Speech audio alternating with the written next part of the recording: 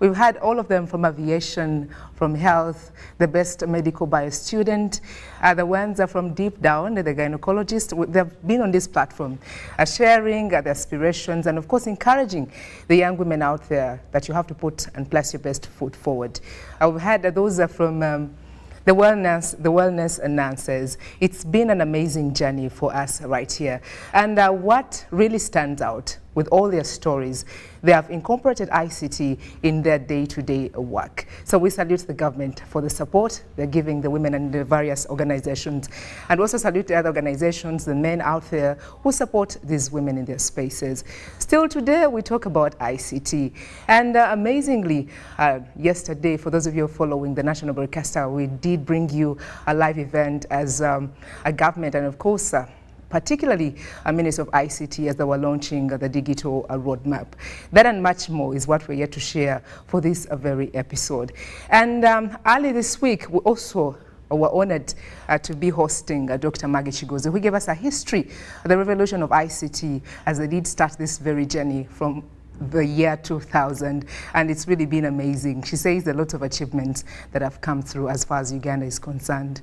And a few days ago, we did also host an amazing lady yet again, that is Dr. Ruth Aisha Biyinzika Kasolo. She also inspired us, encouraging the young women entrepreneurs out there to embrace ICT, to also get out there and top onto our economy as far as Uganda is concerned. Well, today, as far as the digital roadmap is concerned, yesterday they launched.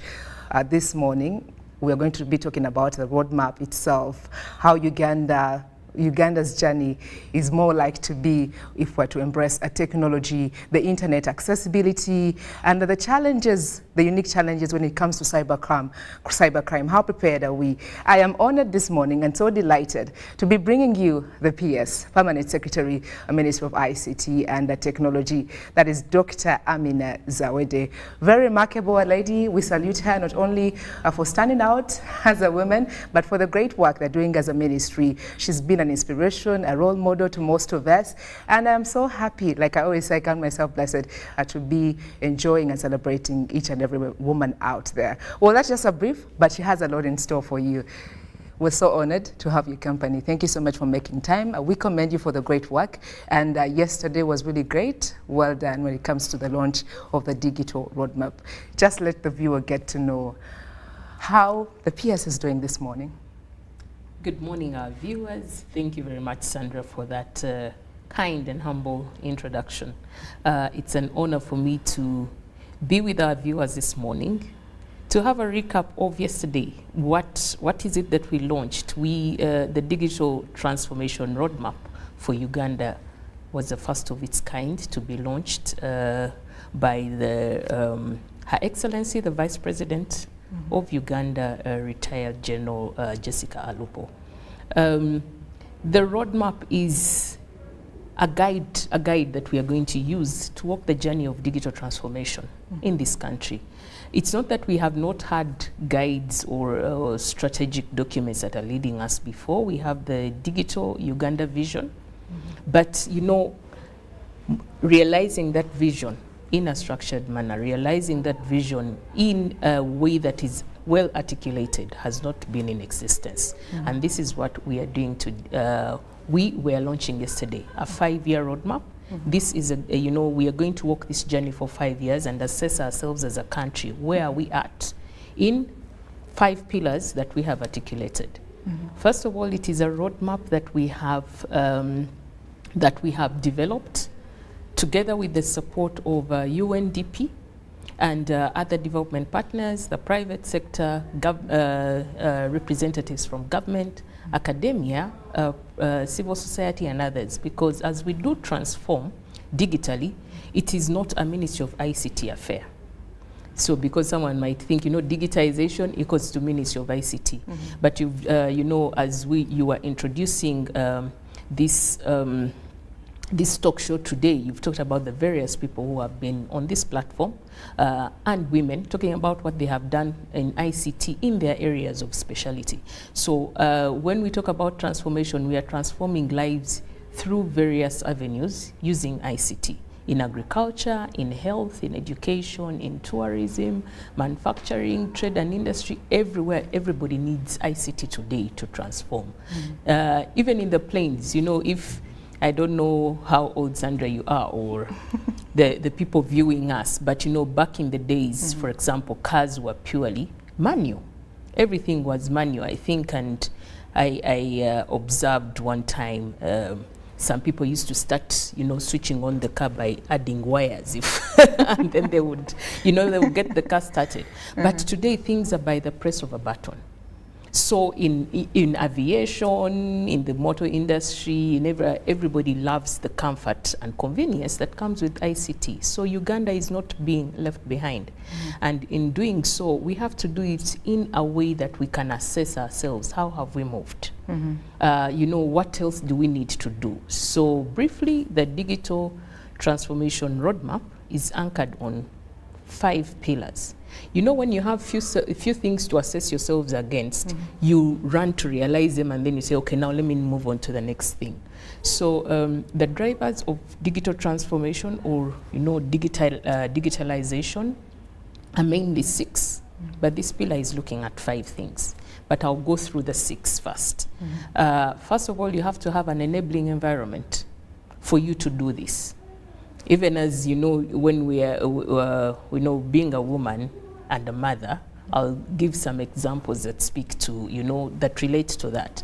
When you're growing up children, the environment within which they grow determines whether they'll be a success or not, or whether they'll have the right upbringing or not, isn't it? Yes, very true. So similarly, when we are digitizing, we have to create the space and environment where people can do what they have to do best in ICT.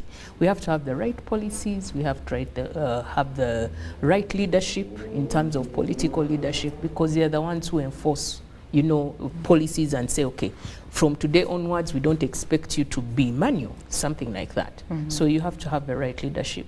And then the different laws in place that enable you to, you know, to digitize. An example is, I think we have the latest law we have, we have put out there in the ICT is the data protection law. You know, we do a lot of transactions online, and therefore have to ensure that we as people are protected. There is privacy. When you put your information out there, you know, when you're communicating between me and you, Sandra is communicating to Amina, that is a conversation between the two of us. We don't expect that anybody else should be privy to that unless if we give them, you know, access. Much as there will be faster streaming of the 5G, people shouldn't get worried of the information getting out. So you have to have an enabling environment, right? And then you have to have the right infrastructure in terms of connectivity, in terms of the devices that you're using to, you know, to do business online. Then you have to have the digital services. Then, that is taking your operations online, what you do online. Right, I think today many people are viewing us and watching us live streaming on YouTube, I think, or on any other channel. So, you know, that is making life convenient everywhere, anywhere. You don't have to have a TV set to watch TV today. Then the other is skilling. You have to have the right skill sets to be able to do business online. You have to navigate the applications. You have to be able to understand what you're doing. If I tell you put in your PIN here or your password, you have to be able to know it yourself, as opposed to getting a third party to do it for you. So skilling is important. Then the other is innovation and entrepreneurship. Supporting the young entrepreneurs out there. Yeah, we have so many people who have innovative ideas. You know, ICT digitization is about they're able to sell, innovation. They have great merchandise, but they don't know how to get the market. You come up with a product. I think there's a function I attended one time, and Dr. Sechitodeko, former Minister for Agriculture, back in the days, say that, you know, you innovators, young people, Uganda is well known for people mingling, you know, posho in all parts of this country. You know, people have even got backaches because maybe they mingled bullshit. Can you get an app that can do that for us? Yeah, yes. So, you know, that is, yeah, that is, you know, innovation and entrepreneurship is an area that we have to harness and support the young people to come up with solutions that address the challenges that we are facing as a country. And, you know, we will not get people to solve our challenges from outside.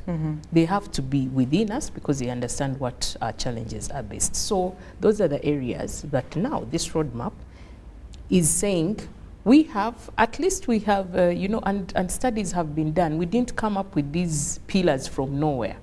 Studies have been done so far. In terms of the enabling environment that Uganda has, we are at 77%.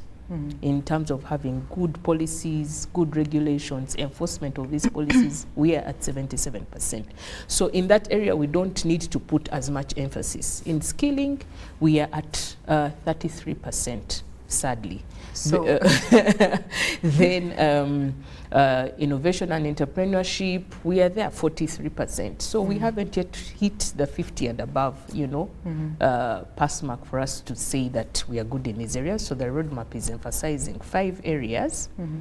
Infrastructure and connectivity, currently we are at about 50%, and we expect that within the next 3 to 5 years, we shall have covered over up to 80% of this country connected. So at least where we are, we don't have to sit back and fold our hands. We still have a lot to do. Yeah, we still have work to do. But I just love the structures, the way you've been breaking them down. Looks like there's inclusivity for all the Ugandans, you know, in all their various spaces. Absolutely. Even the rural setup. Yeah. The downtown woman. Yeah, you know, the roadside sellers. Yeah, and I'm going to speak a bit to the Montua Wansi, what, you know, what role they have to play in the digitization space. Because they might think, you know, this thing that was launched yesterday is, they might think it's for the elite or uptown. Yeah, it's, yeah, those people who studied. No, it is for everybody. I was talking about how, you know, connectivity as one of the pillars that we are focusing on. We are trying to, so we will emphasize and ensure that we expand connectivity, because without it, the people you're talking about, the farmers, people in the market, if they don't have access to internet, they can't log on to their devices and then can't access the services. Then the other pillar is, of course, the digital services. We have to get services on our device, online. We have to be able to access services on our phones, on our tablets, and everywhere for us to be able to conduct business. If someone in the market has their goods, all they have to do is take pictures of their commodities, set the prices, maybe based on the market price, of course, upload them. And then people can be able to find these products online. We can even maybe one time have that one marketplace where people go to buy groceries, and all these farmers are hooked up on this platform.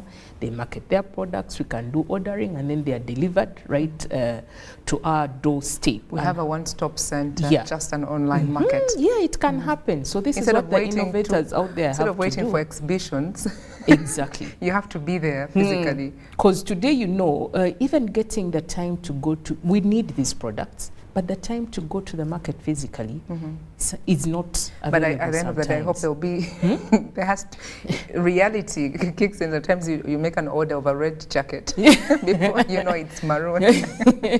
We shall improve, but at least the jacket has come. Yeah, and I didn't have to go through the hassle to go to the market. Then we improve that. I really, you know, that we even have, there's a process of your reviews. You review and say, but this is a jacket I ordered, I brought this, and you know, in this world, it is competitive. Before, we used to go and you find stalls in the market. Then you look at the tomatoes, you look at around 4 stalls in the queue, and then you look at the very appeasing ones and you go to that store. So here, what happens is that you don't have to physically go there to look at who is giving a better deal.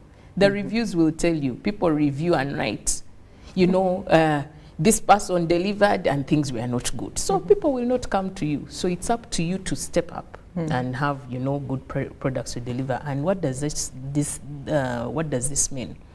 That we'll get these products online. We'll have people like Safe Border. You know, the borders can even be, you know, put to more productivity than what they are doing today. If they are connected, and then we have addresses where people are delivering their goods, life becomes convenient, operations are easy, and people will get more jobs. in the process. For us to have such a conducive environment, having higher productivity going through, are there recommendations from the ministry that they're making as far as this roadmap is concerned, maybe to cut costs when it comes to internet itself? I know recently when they launched the 5G, the minister did speak about at least subsidizing the cost of smartphones at some point in time. Of course, the pillar on connectivity, internet and connectivity, as well as infrastructure, does not only speak to expansion of internet, but also looks at the pricing and of both the devices and the internet. When the internet prices are low, then it means the cost of operating or the cost of doing business will go high. Just imagine how many, how much money somebody pays to have presence online full time. It has to be a minimal cost. So we are mindful of that, and of course the direction government has taken the other day by launching the cutting of the cost will set a pace for the private sector to also eventually lower the cost. And prices have kept on going down. It's not as bad as it used to be in the past. I remember those days when we even used to pay service fee. I don't know whether you're old enough to have been available. You buy the phone for costly, you buy the airtime, and you buy the service fee. It was too much, especially for the young people. Given that we have 70% of our population young. Just imagine if you superimpose all these, taxes or costs, then it makes life difficult for the young people, and yet they're the ones we are targeting. So pricing is at the forefront of what we have to do in order to improve the business of internet. We are engaging with the private sector to ensure that they bring down their prices, but also as government, we are having engagements with the Ministry of Finance as well as the executive to see that we do put in place some waivers, if possible, for us to be able to attract more people online, and then we tax the businesses online as opposed to taxing the road that they use. The road they use. Because internet is a road. Just imagine if we are paying for using these roads that we use every day. It would be damn costly and expensive. Every street you go to. Every street you go to, you're paying. So that is the scenario I'm talking about. So we are looking at possibilities of ensuring that we cut down the cost of internet, get more people online, then look at taxing the services that they bring online. That would be a fairer deal. So there are intentional measures on doing that, and we have started realizing and seeing that there is an improvement. So the other pillar that I didn't mention, the other pillar I didn't mention was cybersecurity. Cybersecurity is ensuring that we are safe and secure as we do business online. Of course, we need expertise to be able to secure these systems that we are largely lacking in this country. We also need to create awareness campaigns. People are not aware of what they need to do to keep their transactions safe. So there's going to be a policy in place to curb the challenge of cybercrime? Yeah, we have some policies in place already. For example, like the data protection and privacy law has all this in place, but the implementation, the implementation process, we have to collectively have awareness campaigns, and we've started seeing some of these campaigns online. They're being sponsored by institutions, organizations, telcos, on the various fraudulent people. I'll give you an example. There's a lady here. The PS of the Ministry of ICT, and the other day, I think a couple of weeks ago, I got a call, and the lady said, "Oh, hello, how are you? I'm calling from UCC, and yes, your line is going to be switched off." I said, "Oh, do you know who you're calling? Because if you're calling from UCC, then you definitely know who the PS who the PS is." And those are some of the calls that so in my head, I didn't pose a question to her, but I said, I just, kept on going, You're about to think out loud. What are we going to do? We're going to take, we are going to switch off your number. You didn't register. I said, but I'm registered. No, you're not registered. Well, then she said, giving instructions. I told her, no, you stop what you're doing. It is not good. Yeah, it is not right. You're a thief. she just abused me and hung up. But, you know, that is what they are doing today. So if somebody is not aware, you know, just telling you that they're going to, you know, switch off your phone alone scares you off, and then, you know, puts you in a position of giving out whatever information you have to. So we have to give, make campaigns on all the media platforms, radio, television, the online platforms, to educate people, and also go physically to the, you know, the ladies you're talking about in the markets, the farmers. They use mobile money a lot, for example. So they need to be educated not to share their pins, not to tell people about their transactions, etc. That is, you know, one way in which we can be able to ensure that we are safe. The ladies who have been on this platform, like, we need to go out there. Yeah. Ministry should get us, because we had an opportunity to also host someone from cyber security. Yes. And that is the course she had done. And then she all went smiles. What they really go through. Yes. They were faded. Yeah, yeah. You know, it's a lot out there, and they're lucky. You know, they're lucky. They always get somebody to trick, or some people to trick, and they go away with it. And so I think that is the 5 pillars: infrastructure, digital services, cybersecurity, and data protection and privacy. Then skilling, I talked about skilling earlier, and innovation and entrepreneurship. Those are the 5. Yeah, and the reason, maybe the motivation behind this roadmap, like I said, we need to assess ourselves, how are we moving as a country, but also because digital transformation is not a one-person affair. It's a private sector affair. Development partners are also interested in it, government, everybody. It's, you know, it leaves no one behind. So for us to position ourselves to get the support that we get from development partners be effective, and we see the impact it creates, we have to have these structures clear, so that when we get development partners interested in skilling, they will focus on skilling, and then we'll assess ourselves, where are we at. But today, as it was before yesterday, because the launch was yesterday, and we expect that we are starting the implementation right away. So before that, you would find a development partner, maybe I have 3 development partners, XYZ, funding the same project in an entity or in a sector. But now, if we bring them together, they know that, you know, I'm supporting on this, I'm supporting on that, or how much will it take us to support project A, and then everybody brings what they, you know, what they have to, and then we complete it as a project where we see efficiency, transparency, and effectiveness. So it's now going to happen because all these pillars that we have created have what we call technical working groups. So we have development partners in there, private sector, academia, government, civil society, in these working groups who are interested in whatever pillar. If you're interested in 3 pillars, we clap our hands and say you're very welcome.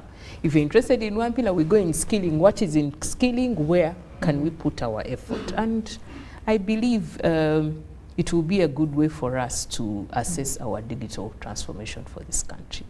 Wow, great stripes. And when you talk about innovation itself and also skilling, like the ladies are up here, they have had different entrepreneurial skills, and they've been always encouraged. With the seniors who have been there already having bigger enterprises, they've also been encouraging them to get at least a soft skill that they're able to manage. Now, when it comes to the roadmap itself and the young innovators, what plans do you have for them when it comes to innovation, so they can contribute so much more when it comes to digitalization, that is to do with both government and the private players?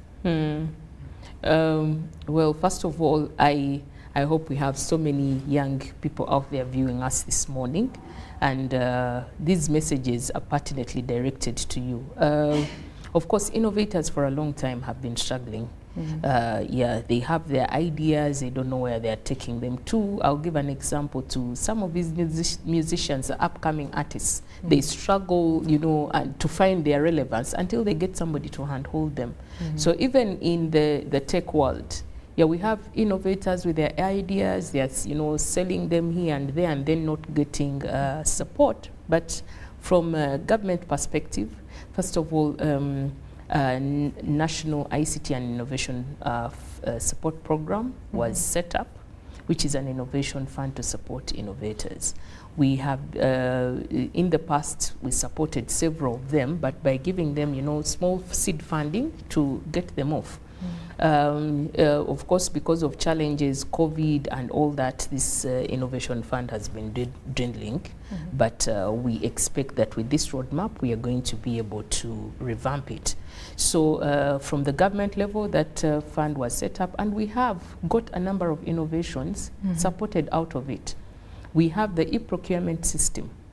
Procurement system for government of Uganda has been automated. So most of the ministries and a number of departments and agencies in government do procurement online. So the bidding documents that you used to see and you know all these adverts, are being done on the system that has been developed by Ugandans. So the innovation ecosystem is working. We have URSB, the Uganda Registration Services Bureau, does registration of businesses, but you don't have to go to URSB to take papers and what today. There is a system that they have where registration is done, developed by our own Ugandans. So if we have such systems that are being used by the whole of government, so they are trusted systems and resilient, coming at a cost that is affordable, as opposed to us, you know, getting systems from abroad. So as government, we are supporting the BUBU by Uganda to build Uganda. So we are supporting and encouraging innovators to develop systems that we shall consume, not only by government, but also by the private sector. We see today the banks are setting up a lot of fintechs to be able to develop solutions for them in their, you know, financing industry.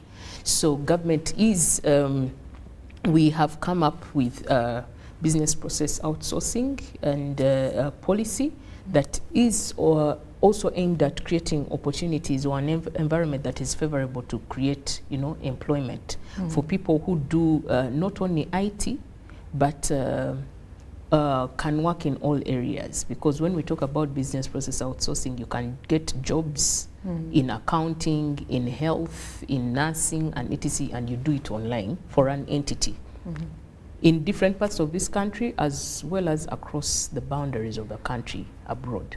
The other thing we have done is that we are now profiling innovators, so that we get a database to know who are you, where are you at, what can you do.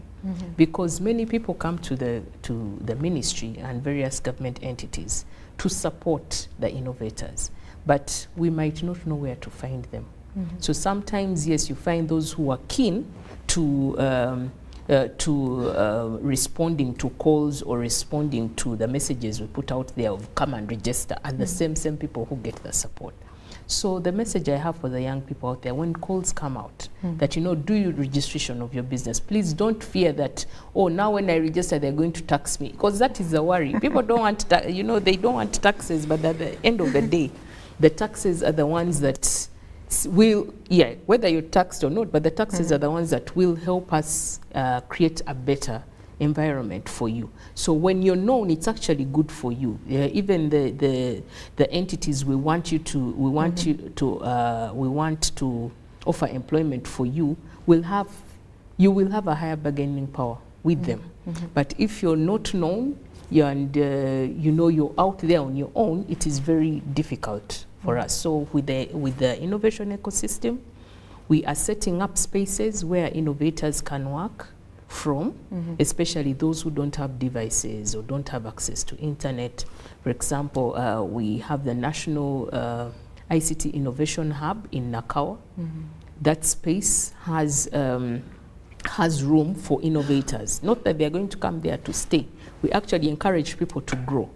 If we have given you support initially, just like a child, you give them support to walk, you will not handhold them for life. There's a you know, at one point you hold their hand. They have to figure it out at some point. They have to figure it out. So we also, when we give you seed funding, it doesn't mean that please come for funding every other day.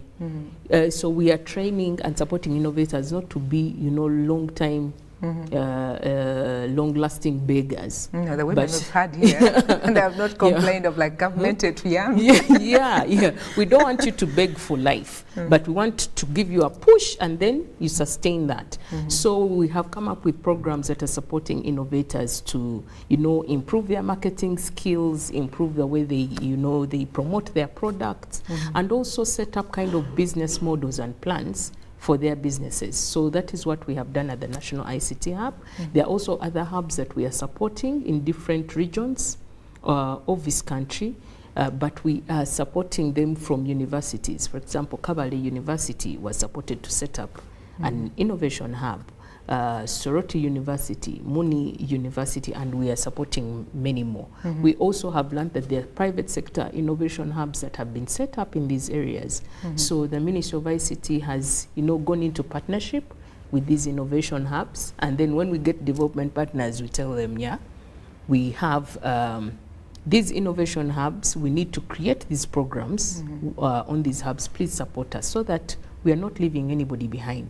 When we talk about innovation, innovation touches everyone where they are. So if we support people in Kabale, they come up with solutions to support people in that within community. the region, instead of having to travel to the city centers. When you go to Soroti, innovators come up with solutions to support people in Soroti. So you find that there will not be a migration of young people from their homes to the city. They are the majority. If they leave their city, if they leave their homes, then the homes will be abandoned. So they are there with their, and they'll be able to tell parents and support them from there to solve problems. And they'll be able to tell what is really lacking in that very region to be able to innovate. Yeah, exactly. And then out of that, they are creating jobs for themselves and then generating revenue. And you find that the communities will grow. So that is the ecosystem we are creating for innovators, and hence the pillar for innovation and entrepreneurship when it comes in to this the digital transformation roadmap. Yeah. Well, allow me to take you back. As you were explaining, you talked about taxes, people running away from taxes. Now, just getting to know if the ministry has considered the impact of multiple taxes, that is on the digital transactions in the shift towards a paperless economy. You did mention it earlier on as well. And how is it going to balance the digitization with a fair taxation environment? Yes. Of course, when it comes to taxation, this is a conversation that is heavily dependent on Ministry of Finance, Uganda Revenue Authority, as well as speaking to the laws that we have in place of taxation. So it's a conversation that we have to have between the executive and Parliament, as well as the stakeholders. We have already started stakeholders in the private sector. We have already started this conversation with, talking to bringing private sector on board, government, and looking at what do we need to bring the costs down, both of devices and of the internet. And then come up with proposals to government, because when you're telling somebody that I want you to do away with this tax, there has to be an alternative. You get away this tax, you will have this other, road or avenue for you to get the taxes that you need. So we have analyzed the different taxes that we have within the ICT sector, and then looked at, particularly the taxes that are hindering, access of citizens to online, businesses. Taxes to deal with if there is anything to do with internet, we know and appreciate that the costs of internet have to go down. If there is anything to do with taxes on devices, we know that yes, we need computers, we need smartphones to be able to both educate people to learn how to use, these systems, but also to conduct business. So the conversation we are having around that is discussing these taxes, the repercussions of having them, what are we losing with the taxes in place, and what will we gain if we waive them directly on the devices and then wait to waive them on the other. But when we're talking about devices, there are those, we have bands of devices, there are those luxuries, I don't want to call them luxury, but at some point you can do they away are not with them. basic. Yeah, you can do away with them. We are saying if somebody wants their iPhone, what's the latest iPhone? iPhone 14. If someone wants an iPhone 14, let them go and pay the taxes for that. But if we say, if we come up with an affordable smartphone of maybe 100,000 shillings, Of which if that is possible. someone downtown is able Yeah, to purchase someone can and purchase do business. it. Yeah, so we say, with this range of devices, let us not tax those, then let us tax the higher range. So that is the kind of conversation we are going into, and it is promising.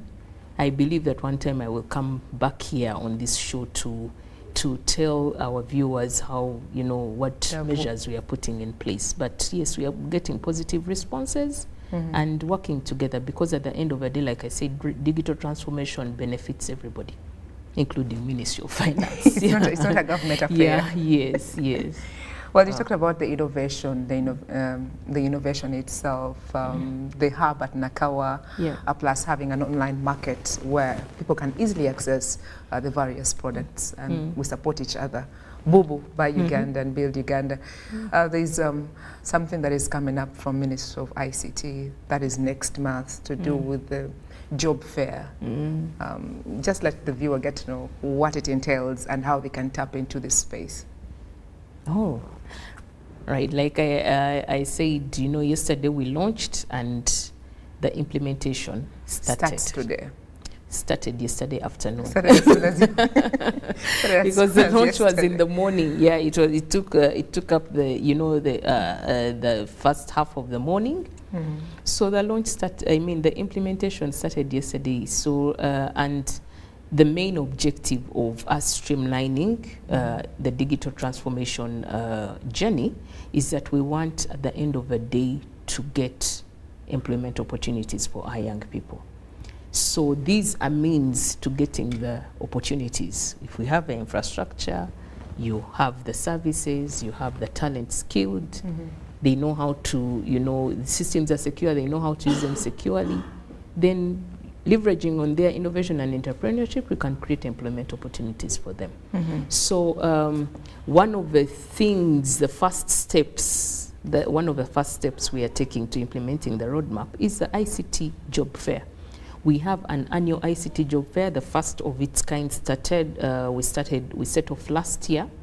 We, together with Makerere University, when it was celebrating its 100 years, we had the first ICT job fair.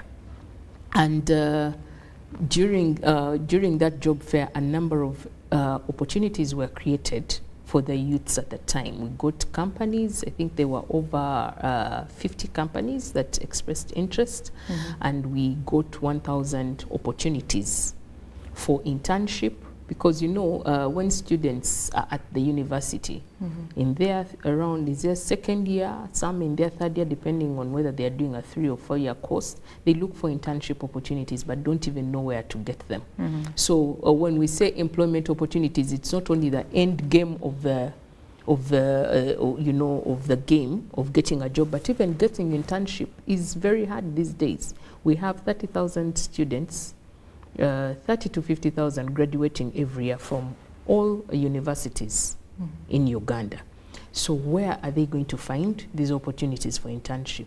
We are going to, some jobs have management trainees or graduate trainees, and then others are looking for, employment. Then others, we have institutions that are also skilling, because we need, apart from the university degree that you're getting, you also need professional skilling to be able to work in the industry. So when we are having this job fair, it collects all these people who wants to offer internship opportunities, who is skilling, who is giving the short-term graduate, training opportunities, and who is giving the real jobs. So that is what this, ICT job fair is about. The second one we have is this year in September. It's the 24th September. It's going to be a 2-day ICT job fair, and it will be in Kololo grounds. So I think the young people out there, those who are looking for employment opportunities, internship opportunities, be alert and look out for information on the Ministry of ICT website, as well as the various media platforms that we use to communicate this program.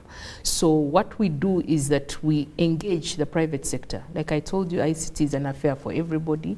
We engage the private sector to those who have these opportunities to come and showcase what they have. and then also call upon the youths. It will also be streaming live, so people will be knowing what is going on and happening.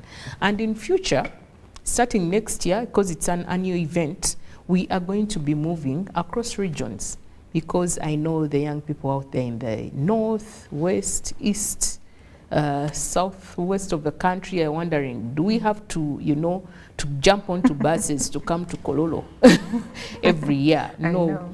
Yeah, we are going to move. This will be a mobile, you know, ICT job fair, moving from one region to the other for the different years. And then we'll be able to also assess how many people have been employed, what opportunities. What do the employers also say? Because it's not a one-way thing. As youth look for employment opportunities, the employers also have to give us feedback. What kind of employees are you giving us? Do they meet, you know, do they match up to the task? And with the different initiatives that we have, this job fair will even go global, and we attract people from outside the country. I think sometime last year, sometime last year, we got Japanese companies coming to source from coming to Uganda to look for employment opportunities for the youth. It was early this year. These companies came. Some of them were dealing in you know, medical health care, and they're looking for nurses. They are looking for people to do administrative work in, you know, in health, but while working from Uganda. So we have already started the campaign of getting countries like Philippines, like Japan. Japan, by the way, has the oldest population in the world, one of the countries with the oldest population in the world. And yet Uganda has one of the youngest populations in the world. Our average age is 15 to 16 years old, while that of Japan is, I think, 70 years about. Did you ask them their secret? of living longer? Eat healthy, don't eat meat. Smile a lot, be happy, you know. But yes, what does it mean for a country to have the oldest population? It means that they need young people to go and work for them. I had never seen benches or sitting areas in a lift in Japan. They have them because, you know, someone cannot stand maybe to go up in the lift that is going up to about 20 floors or something like that. So they have resting areas, but here we do not have them because, you know, people are still young and energetic. And then at some point you realize that the young ones don't want to work. Yeah, exactly. In our region. Yeah, so the Japan, we have to fill in the gap of Japan and be able to, you know, to offer our services to them. But they are not looking for any services, so that is why I shout out to the young people, you have to step up your game.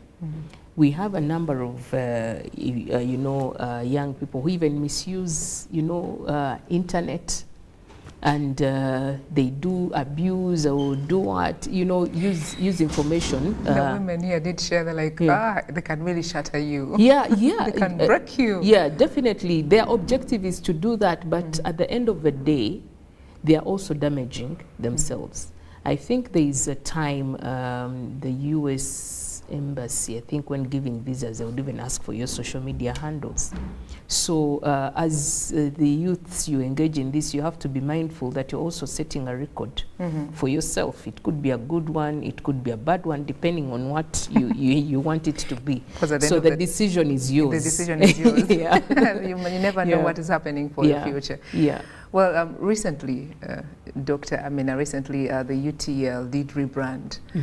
So should we be optimistic? How is this going to enhance the transition of UTL to UTCL? How is the transition going to enhance internet connectivity and accessibility?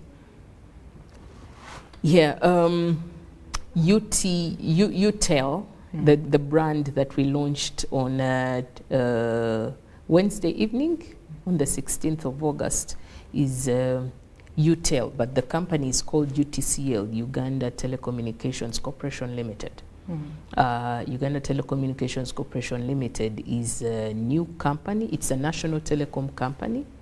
And when you speak to what are we doing to bring prices down, we have now a national telecom operator. And therefore, when we have that in place, we expect that this is the company that will house all internet infrastructure for this government. And when we have that consolidation, that means that we are able to serve our people better. We are able to compete with the private sector and bring, the prices down. So the branding, the coming up with the brand or the name was, just like you see some of these slogans we see, MTN has its slogan, Airtel has. So even, for us to say UTCL was a long, acronym for people. So someone just says, I'm on UTEL. What is your, what mobile network are you on? Yeah, then you say UTEL, and UTEL says so many things. You tell me, or you say, it can be funky in so many ways. The young people are the ones who do create content around things. So yeah, it was a brand name for our national telecom company. So anyone, if you want to know if someone asks you, do you have a national telecom company? Yeah, we have it, and UTEL is the brand name. So we are bringing all, we are going to bring all internet infrastructure or digital infrastructure into that company, and then offer services to the people.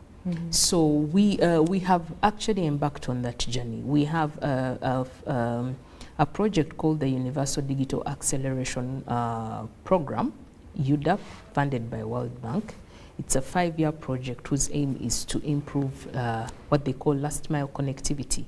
Last mile connectivity means that you have done your highway. You see, like the expressway or northern bypass. It's a one main highway, but it has tributaries that go off. When you get to the area of, if you're coming from Okono side, then you get to the area of Bwaise, you'll get off. But then we want that as you get off, you still have an experience of an efficient road that you're operating on. So we have extended the backbone to various areas, but when it comes to hospitals, you find that there is no connectivity within the hospitals or connectivity within the schools. That is what we are calling last mile connectivity. We want to connect the schools to ensure they have labs that are connected, computers. In hospitals, there are computers in the, in the technicians' offices and so on. So that way, we are going to be able to improve the efficiency of the services. And UTEL is one of, those companies that is going to support us in ensuring that they provide better services to these people. Currently, we are doing it through NITA Uganda, but with the rationalization, we are going to be able to bring all these facilities in one house and be managed efficiently and effectively. And we know what brings the internet costs down. When you bring people online, the more numbers you have online, the lower the prices will go, because the costs of operation and maintenance go lower for the internet. Yes. Amazing. A few minutes to the top of the hour. Yes, special edition coming your way this lovely Friday as we continue to celebrate the women in ICT. Well, Doctor, right here on this platform, we've been encouraging the mothers out there, the parents, especially the fathers, to also support the girl child. When it comes to family succession, they don't think about the girls at the end of the day. When it comes to doing particular courses, they'll not consider the girls at the end of the day. But on this very platform, we've been encouraging the parents out there to know the value on why they should invest in their children taking up the tech space. And also the young entrepreneurs out there placing their best foot forward, especially the women, knowing what you really need to do and stand out and also lift a sister out there. Before we let the PS go, at least a word of encouragement to the mothers, the parents out there. All of you are in the field of ICT. We had them share the best apps they have done, the wonderful, amazing projects they've been part of, and what they're closer to, the softwares that they're using, and the brilliant women have been right here. So before we let you go, at least if it comes from you, it is something that someone can pocket to enjoy their day as they get into the weekend. Okay. To the girl child, I have girls and boys as children, and of course, as we do support the girl child, sometimes I worry that, one day the boy child will not be getting mentorship. We had a Rotarian here, and they're like, their goal this year is to focus to the boy child. It also starts, it comes back to us. It's us to blame as mothers. As mothers. If we buy the gadgets for the boys and tell the girls to go to the kitchen, we also have to accommodate the boys as well. Yeah, so to the girl child, of course, I'm also a beneficiary of, initiatives that have been put in place to support the girl child. We had an extra mark going to university towards a girl child. I also studied on some projects where they said that, a certain percentage of this project has to have female, but it doesn't mean that all opportunities for girls come for free. We have to stand up and know our rights, and also be confident that you deserve what you're doing. So I grew up with boys as a girl, but my father encouraged me to do what I had to do, and maybe that is why I'm here today. I am a product of, being nurtured and supported in a way that, mathematics is not only for boys, a girl can do it as well. Technology is not only for boys, you can do it as well. So we have to push the girl child to believe in themselves, to be confident about what they're doing. And so to the viewers out there, the young girls out there who don't believe in themselves, please do believe in yourselves. You can also make it. I am the PS of the Ministry of ICT, a girl, having grown up as a girl child, but a lady or a woman. Anyone can be the PS of the Ministry of ICT as long as you're focused and driven to what you want to get. So girls, don't think that don't have a low self-esteem of yourselves, despite the kind of environment that we live in. Naturally, it comes that, girls are undermined or whatever, but when you know you're doing the right thing, stand up to it, defend it, and you will be there. And it is about having a positive attitude. And I am a believer in God. You always put God first in whatever you do. You pray to, if you have some sense of fear in you, or inferiority complex pray about it, it will go. But always be positive, and you can make it in whatever you do. Sometimes you don't have to be a scientist. Today, people who are making money with creating content, they could have done arts, but they are leveraging on technology to generate revenue and earn a living. So you can thrive anywhere as long as you have the driving force and positive living. Yeah. Well, I cannot subtract or add to that. But the women out there, the young girls, you need to put on a thick skin at some point. We can as well get into the spaces which were like other just male-dominated. And a salute to the men out there, the fathers and the organizations that are supporting the women out there. It's been a great episode for the day. Thank you so much for gracing us with your presence. You are an inspiration, a role model, a mentor, and I'm sure everyone who has followed this episode is wow, and they're going to definitely have a good weekend. But keep it here on the National Broadcaster. We have great programs coming your way. Wish you all the best when it comes to Roadmap. Yes. Thank you very much, Sandra, and I know that we are going to have and greetings. A great journey. Greetings too. I know it's a big family at the Ministry of ICT, and they're doing great. And I thank everybody who has put in effort to ensure that we have this roadmap get to where we got it to the launchpad. Oh, beautiful. My name is Sandra Kahunde, and today we were happy and delighted to be joined by the Permanent Secretary, Minister of ICT, Dr. Amina Zawede. God bless you. Enjoy your day. Thank you for watching.